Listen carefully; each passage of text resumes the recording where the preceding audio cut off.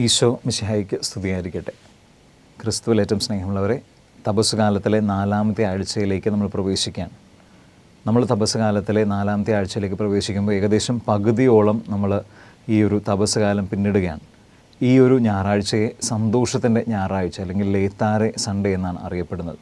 നമ്മളൊന്ന് ശ്രദ്ധിച്ചാൽ ആരാധനാക്രമത്തിലെ വിഭൂതി ബുധനാഴ്ച മുതൽ ഇന്ന് വരെയുള്ള എല്ലാ ദിവസവും നമ്മൾ ഒരു വയലറ്റ് നിറം അല്ലെങ്കിൽ പേർപ്പിൾ നിറത്തിലുള്ള വസ്ത്രമാണ് ധരിച്ചിരുന്നത്. പക്ഷേ ഇന്ന് മാത്രം നമ്മൾ പ്രത്യേകമായിട്ട് ഒരു റോസ് കളറാണ് നമ്മൾ ധരിക്കുന്നത്. ഇതിന് ശേഷം പിന്നീട് മുഴുവനായിട്ടും വിശുദ്ധവാരം വരെ നമ്മൾ ചെയ്യുന്നത് ഒരു വയലറ്റ് നിറത്തിലേക്ക് തന്നെ തിരിച്ചു പോവുകയാണ്. പക്ഷേ ഇന്ന് നമ്മൾ ഈ റോസ് എന്ന് പറയുന്നത് ഏറ്റവും പ്രത്യേകമായിട്ട് തപസ് കാലത്തിൻ്റെ ആ ഒരു വയലറ്റ് നിറവും അതിനുശേഷം വരുന്ന പെസഹ കാലത്തിൻ്റെ വെള്ള നിറവും രണ്ടും കൂടി ചേർത്തിട്ടുള്ള ആ ഒരു ലിറ്റേർജിക്കൽ കളറാണ് ഈ റോസ് എന്ന് പറയുന്നത്. കാരണം ഇന്നേ ദിവസം സന്തോഷത്തിൻ്റെ ഈ ഞായറാഴ്ച, ഈ ലേത്താരെ ഞായറാഴ്ച നമ്മൾ ഏറ്റവും പ്രത്യേകമായിട്ട് ഓർക്കുന്നത് എങ്ങനെയാണ് ദൈവം രക്ഷിച്ചതെന്നതിൻ്റെ മുന്നാസ്വാദനമാണ്. നമുക്ക് മുമ്പ് തന്നെ കൃത്യമായിട്ട് നമ്മൾ മനസ്സിലാക്കാൻ വേണ്ടി ശ്രമിക്കുകയാണ്. ഈ ഒരു തപസ്കാലത്തിൻ്റെ അവസാനം എനിക്ക് ലഭിക്കാൻ പോകുന്നത് എന്താണ്, ആ ഒരു രക്ഷയെക്കുറിച്ച് മുമ്പ് തന്നെ ഒന്ന് മനസ്സിലാക്കുന്ന ഒരു ഞായറാഴ്ചയാണ് ഈ ഒരു ഞായറാഴ്ച. അതുകൊണ്ട് തന്നെ ഇന്ന് നമ്മൾ വചനങ്ങളിൽ നമ്മൾ ധ്യാനിക്കുന്നത് ക്രിസ്തു എങ്ങനെയാണ് അല്ലെങ്കിൽ ദൈവം എങ്ങനെയാണ് മനുഷ്യന് രക്ഷ നൽകിയതെന്നതിനെക്കുറിച്ചാണ്. നമ്മളൊന്ന് മനസ്സിലാക്കേണ്ടത് ഈസ്റ്ററിന് ശേഷം നമ്മളൊരു പെസഹ കാലത്തിലേക്ക് പ്രവേശിക്കുകയാണ്. ഈ പെസഹ കാലത്തിൽ നമ്മൾ ചിന്തിക്കുന്നത് ദൈവം മനുഷ്യനെ രക്ഷിച്ചു എന്നതിനെക്കുറിച്ചാണ്. ഇന്ന് ഈ ഒരു ലേത്താരെ ഞായറാഴ്ച നമ്മൾ ഏറ്റവും പ്രത്യേകമായിട്ട് ചിന്തിക്കുന്നത് ദൈവം തന്നെ ആണ് ഈ ഒരു രക്ഷയ്ക്ക് വേണ്ടി പ്രവർത്തിച്ചത് എന്നതിനെക്കുറിച്ചാണ്. അതുകൊണ്ട് തന്നെ ഇന്നത്തെ വചനങ്ങൾ നമ്മളോട് പറഞ്ഞു വയ്ക്കുന്ന ഏറ്റവും ബേസിക് ആയിട്ടുള്ള തീം ദൈവം മനുഷ്യന് വേണ്ടി പ്രയത്നിക്കുന്ന ഒരു ദൈവമാണ്. മനുഷ്യൻ്റെ രക്ഷയ്ക്ക് വേണ്ടിയിട്ട് ഏറ്റവും കൂടുതൽ യത്നിക്കുന്നത് ദൈവമാണ് എന്നതിനെക്കുറിച്ചാണ്. ഇന്നത്തെ 1-ാമത്തെ വായനയിൽ ജോഷുവയുടെ പുസ്തകത്തിൽ നിന്ന് നമ്മൾ കാണുന്നത് കർത്താവ് ഇപ്രകാരം പറയുന്നുണ്ട്: ഈജിപ്തിൻ്റെ അപമാനത്തിൽ നിന്നും ഇസ്രായേൽ ജനത്തെ രക്ഷിക്കുന്ന ഒരു ദൈവത്തെക്കുറിച്ച്. അതുകൊണ്ട് തന്നെ അവർ പെസഹ ആഘോഷിക്കാനാണ് പറയുന്നത്. കാരണം നിങ്ങളുടെ ദൈവം നിങ്ങളുടെ ആ ഒരു അപമാനത്തിൽ നിന്ന് നിങ്ങൾ രക്ഷിച്ചിട്ടുണ്ട്. ഇന്നത്തെ 2-ാമത്തെ വായനയിൽ പൗലോസ് അപ്പോസ്തലൻ കൊറിന്തോസുകാർക്ക് എഴുതിയ 2-ാമത്തെ ലേഖനത്തിൽ പൗലോസ് അപ്പോസ്തലൻ പ്രത്യേകമായിട്ട് പറയുന്നുണ്ട്, രമ്യതയ്ക്ക് വേണ്ടി ഏറ്റവും കൂടുതൽ പ്രയത്നിച്ചത് മനുഷ്യനല്ല, മറിച്ച് ദൈവമാണ്. അപ്പോൾ ദൈവമാണ് ഇങ്ങോട്ട് വന്ന് മനുഷ്യനോട് രമ്യതപ്പെടുന്നത് എന്നതിനെക്കുറിച്ചാണ് പൗലോസ് അപ്പോസ്തലൻ പറയുന്നത്. അപ്പോസ്തലന്മാർക്കും ആ ഒരു വിളിയാണ് ലഭിച്ചിരിക്കുന്നത്. ഇന്നത്തെ സുവിശേഷത്തിൽ നമ്മൾ കാണുന്നത് ലൂക്കാ എഴുതിയ സുവിശേഷം 15-ാം അധ്യായത്തിലുള്ള ഭാഗമാണ്. നമുക്ക് വളരെ സുപരിചിതമായ, നമ്മൾ ഏറ്റവും കൂടുതൽ അറിയുന്ന ധൂർത്തപുത്രൻ്റെ ഉപമയാണ്. എനിക്ക് തോന്നുന്നു ധൂർത്തപുത്രൻ്റെ ഉപമയിനപ്പുറത്തേക്ക് അനുരഞ്ജനത്തിലേക്ക് വരുന്ന ഒരു ദൈവത്തിൻ്റെ ഒരു പിതാവിൻ്റെ ഉപമയായിട്ട് ഇതിനെ കാണാൻ വേണ്ടി നമുക്ക് ശ്രമിക്കാം. ഈ ഒരു ഉപമ നമ്മൾ പല പ്രാവശ്യമായിട്ട് ധ്യാനിച്ചിട്ടുണ്ട്. പല ചിന്തകൾ നമുക്കുണ്ട്. ഇതിനകത്ത് ഞാൻ ഇന്ന് ശ്രദ്ധിക്കാൻ ആഗ്രഹിക്കുന്നത് ഈ ഒരു ധൂർത്തപുത്രൻ പന്നിക്കൂട്ടിലായിരിക്കുന്ന സമയത്ത് താൻ തൻ്റെ അപ്പൻ്റെ അടുത്തേക്ക് വന്നിട്ട് ചോദിക്കാൻ ആഗ്രഹിക്കുന്ന ഒരു ചിന്തയുണ്ട്. അല്ലെങ്കിൽ കൃത്യമായിട്ടും മനസ്സിലൊരു ഫോർമുലേഷൻ നടത്തുന്നുണ്ട്, ഞാൻ എങ്ങനെയാണ് സംസാരിക്കാൻ പോകുന്നത്. പിതാവേ, ഞാൻ അങ്ങേക്കെതിരെയും സ്വർഗത്തിനെതിരെയും ഞാൻ പാപം ചെയ്തു പോയി, എന്നോട് ക്ഷമിക്കണമേ, എന്നെ അങ്ങയുടെ ദാസന്മാരുടെ അല്ലെങ്കിൽ വേലക്കാരിൽ ഒരാളായിട്ട് എന്നെ ചേർക്കണമേ എന്ന് പറയുന്നുണ്ട്. ഇതാണ് മനസ്സിൽ പ്രിപ്പയർ ചെയ്തിരിക്കുന്ന ആ ഒരു മാറ്റർ. ഇതിന് ഏറ്റവും അവസാനം ഈ ഒരു ധൂർത്തപുത്രൻ തൻ്റെ പിതാവിൻ്റെ അടുത്തേക്ക് വരുമ്പോൾ ദൂരെ നിന്നും അകലെ നിന്നും തന്നെ പിതാവ് കണ്ട് ഓടിയെത്തുന്നുണ്ട്. ഈ മകൻ പറഞ്ഞു കൊടുക്കുന്നത്, പിതാവേ, ഞാൻ അങ്ങേക്കെതിരെയും സ്വർഗത്തിനെതിരെയും പാപം ചെയ്തു, എന്നോട് ക്ഷമിക്കണമെന്ന് പറയുന്നുണ്ട്. അതിന് ശേഷമുള്ള കാര്യം പറയാൻ പോലും അനുവദിക്കാതെ പിതാവ് അപ്പോൾ തന്നെ പരിചാരകന്മാരെ വിളിച്ചിട്ട് പറയുന്നു, പുതിയ വസ്ത്രമെടുക്കുക, മോതിരമെടുക്കുക, ചെരുപ്പെടുക്കുക, ഏറ്റവും കൊഴുത്ത കാളക്കുട്ടിയെടുക്കുക, നമുക്ക് ആഘോഷിക്കണം. കാരണം എൻ്റെ മകൻ നഷ്ടപ്പെട്ടു പോയി, ഇന്നെനിക്ക് തിരിച്ചു കിട്ടിയിരിക്കുന്നു.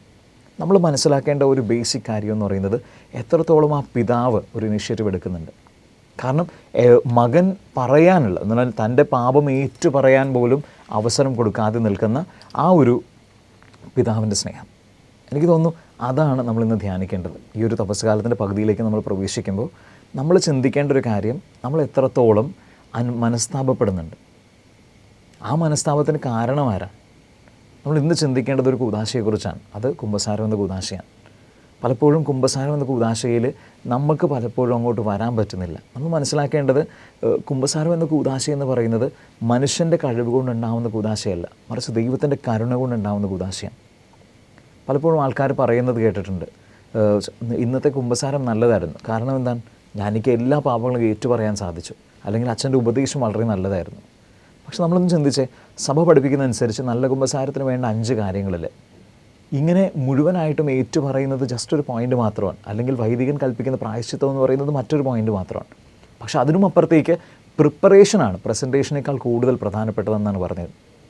അപ്പോൾ അതുകൊണ്ട് തന്നെ മനസ്സിലാക്കുക, കുമ്പസാരം എന്ന കൂദാശ നമ്മൾ ഏറ്റു പറയുന്നത് കൊണ്ടോ അല്ലെങ്കിൽ വൈദികൻ വളരെ മനോഹരമായിട്ടുള്ളൊരു ഉപദേശം തരുന്നത് കൊണ്ടോ അല്ല നല്ലതാവുന്നത്. നമ്മുടെ ഉള്ളിലുള്ള അനുതാപം എത്രത്തോളം ഉണ്ടെന്നാണ്.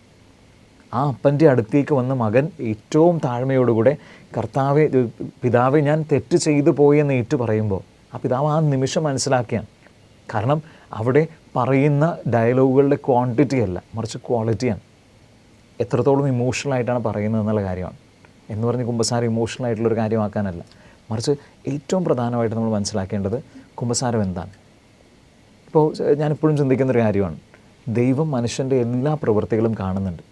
മനുഷ്യൻ ചെയ്യുന്ന ഓരോ കാര്യവും, ചെയ്യുന്ന ഓരോ പാപവും, ചെയ്യുന്ന ഓരോ നന്മയും, ചെയ്യാത്ത ഓരോ നന്മയും, എല്ലാ കാര്യങ്ങളും കർത്താവ് കാണുന്നുണ്ട്. അപ്പോൾ അങ്ങനെയെങ്കിൽ ഞാൻ പിന്നെ എന്തിനു കുമ്പസാരിക്കണം? ഞാൻ വന്ന് എന്തിനു കുമ്പസാരിക്കേണ്ട ആവശ്യമുണ്ട്? കാരണം ദൈവത്തിനെല്ലാം അറിയാമല്ലോ. ഇവിടെയാണ് നമ്മൾ മനസ്സിലാക്കേണ്ടത്. ദൈവം ഒരിക്കലും ഒരു പേപ്പറിൽ ലിസ്റ്റ് എടുത്തുകൊണ്ട് ഓക്കെ പറഞ്ഞ പാപങ്ങളെല്ലാം ടിക്കിട്ട് പോകുന്ന ആളല്ല. മറിച്ച് ദൈവം അവിടെ കാത്തിരിക്കുന്നത് അവൻ്റെ സ്വരത്തിനുള്ള ആ അനുതാപത്തെക്കുറിച്ചാണ്. കർത്താവ് ആഗ്രഹിക്കുന്ന വേറൊന്നുമല്ല, നമ്മൾ ആത്മാർത്ഥമായിട്ടൊന്ന് സോറി പറയാൻ വേണ്ടി മാത്രമാണ്. ആ ഒരു സോറിക്ക് വേണ്ടി മാത്രം കാത്തിരിക്കുന്ന ഒരു ദൈവമുണ്ട്. ഈ ഒരു സോറിയെക്കുറിച്ച് പറയുമ്പോൾ സോറി നമുക്ക് രണ്ട് രീതിയിൽ പറയാം. ഇപ്പോൾ നമുക്ക് പരിചയമുള്ള ഒരു പയ്യൻ്റെ തലക്കിട്ടൊരെണ്ണം കൊടുത്തിട്ട് സോറി എന്ന് പറയാം, പിന്നെ ഒരെണ്ണം കൊടുത്തിട്ട് സോറി എന്ന് പറയാം. അങ്ങനെ ഒരു 100 പ്രാവശ്യം ആവർത്തിച്ച് തലക്കിട്ടൊരെണ്ണം കൊടുത്തിട്ട് നമുക്ക് സോറി എന്ന് പറയാം. നമുക്കിങ്ങനെ റിപ്പീറ്റ് ചെയ്തുകൊണ്ട് തന്നെ ഇരിക്കാം. ആ സോറിക്കൊരു വിലയില്ല, കാരണം അതിന് അർത്ഥമില്ല, അതിന് ജീവനില്ല. പക്ഷെ നിങ്ങളൊന്ന് ചിന്തിച്ച് നോക്കിയേ, നമുക്ക് ഏറ്റവും പ്രിയപ്പെട്ട ഒരാൾ അയാൾ നമ്മൾ പറഞ്ഞ ഒരു വാക്കോ നമ്മൾ ചെയ്തൊരു പ്രവൃത്തിയോ കൊണ്ട് അയാൾക്ക് മനസ്സിലൊരു വേദന ഉണ്ടാവുകയാണ്. നമ്മൾ അയാളോട് ചെന്ന് പറയുന്നൊരു സോറിയുണ്ട്, സോറി അറിയാതെ ചെയ്തു പോയതാണ്. ഞാൻ പറയും, അതിനകത്ത് നമ്മൾ പറയാതെ പറയുന്നൊരു കാര്യമുണ്ട്, എന്താണ്, ഞാൻ ഇനി ഒരിക്കലും റിപ്പീറ്റ് ചെയ്യില്ല. നമ്മളത് റിപ്പീറ്റ് ചെയ്യാതിരിക്കാൻ വേണ്ടി ശ്രമിക്കുകയും ചെയ്യും. ഞാൻ പറയും, ദൈവം ആഗ്രഹിക്കുന്ന കുമ്പസാരം എന്ന് പറയുന്നത് ഇതാണ്. കർത്താവ്, ഞാൻ തെറ്റ് ചെയ്തെന്നല്ല, മറിച്ച് ഞാനിത് ആവർത്തിക്കില്ല എന്നുള്ളൊരു കാര്യം. അല്ലാതെ കുമ്പസാരം നമുക്കൊരു ലൈസൻസ് അല്ല. ഞാൻ വരുന്നു, കുമ്പസരിക്കുന്നു, പിന്നെയും പോകുന്നു, അതേ പാപം ചെയ്യുന്നു, പിന്നെയും തിരിച്ചു വരുന്നു, കുമ്പസരിക്കുന്നു, അല്ല. കർത്താവ് ആഗ്രഹിക്കുന്നത് ആ ഒരു ചെറിയ എഫേർട്ടാണ്. പിന്നെ ഈ പറയുന്ന പോലെ മനുഷ്യനാണ്, ചിലപ്പോൾ പിന്നെയും അതേ പാപം ചെയ്തു പോകുമായിരിക്കും. പക്ഷെ അന്നത്തോളം ഏറ്റവും പ്രധാനപ്പെട്ടത് ഞാൻ എത്രത്തോളം പരിശ്രമിക്കുന്നുണ്ട്, എഫേർട്ട് ഇടുന്നുണ്ട് ഒരു പാപമെങ്കിലും ചെയ്യാതിരിക്കാൻ വേണ്ടിയിട്ട്. ഒന്ന് മനസ്സിലേക്ക് എടുക്കാം, ഞാൻ ഈ കഴിഞ്ഞ കുമ്പസാരത്തിൽ പറഞ്ഞ പാപങ്ങൾ ഏതൊക്കെയാണ്? ആ ഒരു പാപങ്ങൾ അതിന് മുമ്പത്തെ കുമ്പസാരത്തിൽ പറഞ്ഞിട്ടുണ്ടോ? ഇനി ഒരാഴ്ചയ്ക്കോ 2 ആഴ്ചയ്ക്കോ ശേഷം, അല്ലെങ്കിൽ ഒരു മാസത്തിന് ശേഷം ഞാനൊരു കുമ്പസാരം നടത്തുമ്പോൾ അതിനകത്ത് ഈ പാപങ്ങൾ എന്തെങ്കിലും ഞാൻ പറയുന്നുണ്ടെങ്കിൽ മനസ്സിലാക്കുക, ഫ്യൂച്ചറിൽ നടക്കാൻ പോകുന്നൊരു സിറ്റുവേഷനിൽ പോലും എനിക്കൊരു തോന്നലുണ്ട് ഈ പാപങ്ങളുണ്ടെന്ന്. അന്നിട്ട് നമ്മൾ മനസ്സിലാക്കേണ്ടത്, എവിടെയോ നമ്മുടെ ഉള്ളിൽ ഈ പാപം ചെയ്യാതിരിക്കാൻ വേണ്ടിയിട്ടുള്ളൊരു എഫേർട്ട് ഇല്ലാതെ പോകുന്നു. കർത്താവ് ആഗ്രഹിക്കുന്ന അതാണ്. മനസ്താപ പ്രകടനത്തിൽ നമ്മൾ പറയുന്നില്ലേ, കർത്താവ് അങ്ങയുടെ പ്രസാദപര സഹായത്താൽ ഞാൻ പാപസഹങ്ങൾ ഉപേക്ഷിക്കും, മേലിൽ പാപം ചെയ്യില്ല, ഏതെങ്കിലും ഒരു പാപം ചെയ്യുന്നതിനേക്കാൾ മരിക്കാനും ഞാൻ സന്നദ്ധനാണ്. ആ ലാസ്റ്റ് ലൈൻ നമ്മൾ ശരിക്കും മനസ്സിലാക്കിയാൽ, ഞാൻ മരണത്തോളം പരിശ്രമിക്കും പാപം ചെയ്യാതിരിക്കാൻ വേണ്ടിയിട്ടെന്നാണ്. കർത്താവ് ഇന്ന് ആഗ്രഹിക്കുന്ന അതാണ്. നമ്മളൊരു ധൂർത്തപുത്രനെ പോലെ തിരിച്ചു വന്ന് കർത്താവെ സോറി എന്ന് വെറുതെ പേരിന് വേണ്ടി പറയുന്നവരായിട്ടല്ല, എൻ്റെ ആ ഒരു അവസ്ഥ മനസ്സിലാക്കി എൻ്റെ അപ്പൻ തരുന്ന സ്നേഹത്തെ തിരിച്ചറിഞ്ഞുകൊണ്ട് ആ അപ്പനിലേക്ക് ഏറ്റവും ആത്മാർത്ഥമായിട്ട് ചെല്ലുന്ന ഒരു മകനോട്. അപ്പോൾ ഞാൻ പറയും, അവിടെ നമുക്ക് ചിലപ്പോൾ എല്ലാ പാപവും പറയേണ്ടി വരില്ല. നമ്മൾ ചിലപ്പോൾ വിട്ടുപോയാലും അതൊക്കെ ക്ഷമിക്കുന്ന ഒരു കരുണയുള്ള പിതാവുണ്ട്. ഇന്ന് ഈ ഒരു ഞായറാഴ്ച നമ്മൾ ഈ വചനങ്ങളെക്കുറിച്ച് ധ്യാനിക്കുമ്പോഴൊക്കെ നമ്മൾ ചിന്തിക്കേണ്ടത്, എത്രത്തോളം ഓരോ പ്രാവശ്യവും ദൈവം നമ്മുടെ അടുത്തേക്ക് വരുന്നുണ്ട്. അനുരഞ്ജനത്തിൻ്റെ, സ്നേഹത്തിൻ്റെ കൈകളൊക്കെ നീട്ടിക്കൊണ്ട് ദൈവം എത്ര പ്രാവശ്യം നമ്മുടെ അടുത്തേക്ക് വരുന്നുണ്ട്. നമ്മളെത്ര പ്രാവശ്യം തിരിച്ചൊന്ന് റെസ്പോണ്ട് ചെയ്യുന്നുണ്ട് എന്ന് ചിന്തിക്കേണ്ട ഒരു കാര്യമാണ്.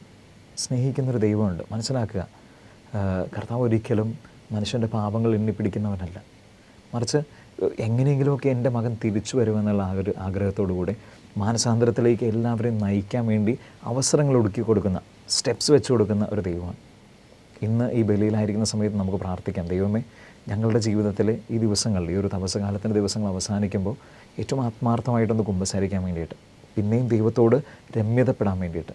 കർത്താവ് എവിടെയോ കൈ നീട്ടിത്തരുന്നുണ്ട്. ഞാൻ പലപ്പോഴും എൻ്റെ തിരക്കുകൾ പറഞ്ഞുകൊണ്ട് ഞാൻ ആ കൈ വേണ്ടാന്ന് വെക്കുന്നതാണ്. കർത്താവിൻ്റെ ആ കൈ ചേർത്ത് പിടിക്കാൻ വേണ്ടിയിട്ട് എനിക്കും എൻ്റെ കുടുംബത്തിനും അങ്ങ് കൃപ നൽകണമെന്ന് പ്രാർത്ഥിച്ചുകൊണ്ട് നമുക്ക് ഇന്നത്തെ ദിവസമായിരിക്കാം. ദൈവം നമ്മളെല്ലാവരെയും സമൃദ്ധമായിട്ട് അനുഗ്രഹിക്കട്ടെ.